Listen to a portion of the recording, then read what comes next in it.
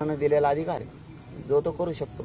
त्यांना वाटलं असं नाही द्यावं म्हणून ते म्हणले आम्हाला वाटतंय आम्हाला ओबीसीतून पाहिजे आणि आम्ही ते घेणार आहेत, 100% घेणार आहेत आणि ओबीसीतूनच घेणार आहेत. पाटील, आज अल्टिमेटमचा शेवटचा दिवस आहे, यापुढची तुमची भूमिका काय आहे? बघूयात ना आजचा दिवस. आता काय असतं, मी कधीच गडबड करत नाही हे माझ्या समाजाला कळायला नाही. मी धावपळ नाही करत. आमक्याची इच्छा आहे म्हणून मी बोलत नाही. मी कारण समाजाचं नशीब घडणार आहे. माझ्या घाई गडबडीमुळं माझा समाज फसता कामा नाही, संपता सुद्धा कामा नाही.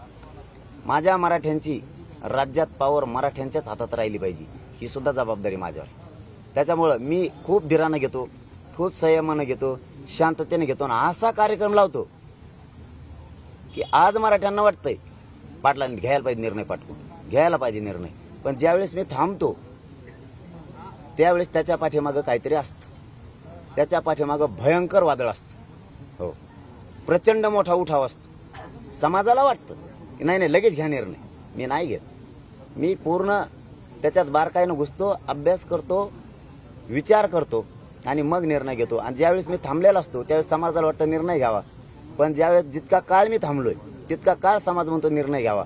आणि काहींना पटत बी नाही अगोदर कमवून घेणार म्हणून, पण ज्यावेळेस मी दम खाऊन घेतो त्यावेळेस समाजाला वाटतं राईट निर्णय घेतला, यासाठी थांबले होते काय की. त्यामुळे मी थांबतो का हे बी समाजाला आता माहीत झालेलं आहे. म्हणून माझं थांबणं सुद्धा योग्य असतं की समाजाचे ते हिताचं असतं. मी जेवढा दिवस थांबल तेवढ्या रूपानं प्रचंड ताकदीनं आम्ही कामाला लागलेला असतो. त्याचा अर्थ असा असतो, हे माझ्या मराठ्याला माहीत झालं. आजच निर्णय घ्यावा. आता मराठा असा हट्ट धरत नाही, कारण त्यांना माहिती आहे की निर्णय इतका प्रॉपर घेणार की कार्यक्रमच वाजणार. म्हणून मी धीर धरीत असतो. आहे त्यांच्याकडे आजचा वेळ, दम धरूयात. मराठा दमदार आहे, पण एकदा निर्णय घेतला की सुपडा साफ. चलो, धन्यवाद. शेवटचा प्रश्न झाला.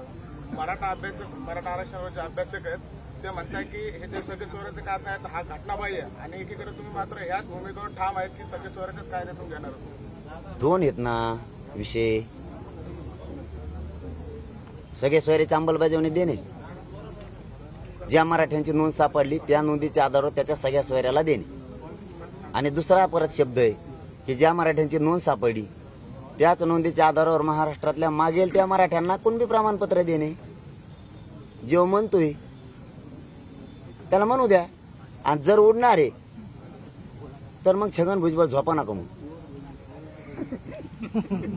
उडणार आहे ना त्याने 7-8 गोधड्या टाकाव खाली बिन वर बिन खुशाल झोपाव, उठत नाही. रद्द करा म्हणतेत का मग. उडणार आहे ना मग रद्द काल करतो. पड ना गपचीप. 4-2 गोधडे कमी पडले तर मराठी आणून टाकी दे, घे पांघरून आणि पड. काय हा बघ, 40 वर्ष दागा फटका झालाय. मी आता 10 महिन्यात लढायला लागलो. काही ना फुल ना फुलाची पाकळी मी समाजाला देऊ शकलोय का नाही. आज 57 लाख नोंदी दिल्यात, म्हणजे 1.5 कोटी मराठ्याला आरक्षण दिलंय. 10% सुद्धा आरक्षण दिले. ते आम्हाला मान्य नाही, टिकणार नाही म्हणून. त्यांनी जर ते 27%च्या आत घेतलं असतं तर मान्य होतं. 100% मराठ्यांचं आंदोलन यशस्वी झालं. 100% आरक्षण मराठ्यांना मिळाले, पण ते टिकणार नाही म्हणून पुढची लढाई चालू आहे.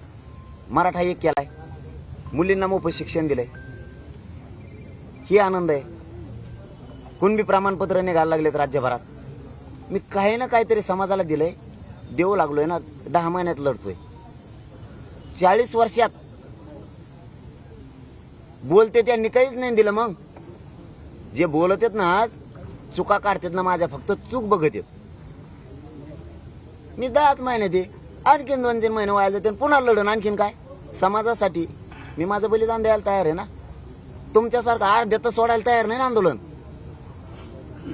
अर्ध्यात सोडत नाही मी. काही ना काहीतरी 10 महिने झालं लढतोय मी. हे 40 वर्ष लढत होते, हे 40 वर्ष लढत होते. आज काही ना काहीतरी समाजाच्या हातात आलंय ना. फक्त समाज आणि मी, आमचं माझ्या लेकराचं नातं झाले हेच बऱ्याच जणाला खपा नाही. पचनीच पडा नाही त्यांच्या दुकानं बंद पाडल्यामुळे. आणि आम्ही एकमेकाचे लेकरं मोठे करायला निघालो. गोरगरीब मराठ्यांचे लेकरं आम्ही मोठे करतोय, गोरगरिबांची लढाई लढतोय.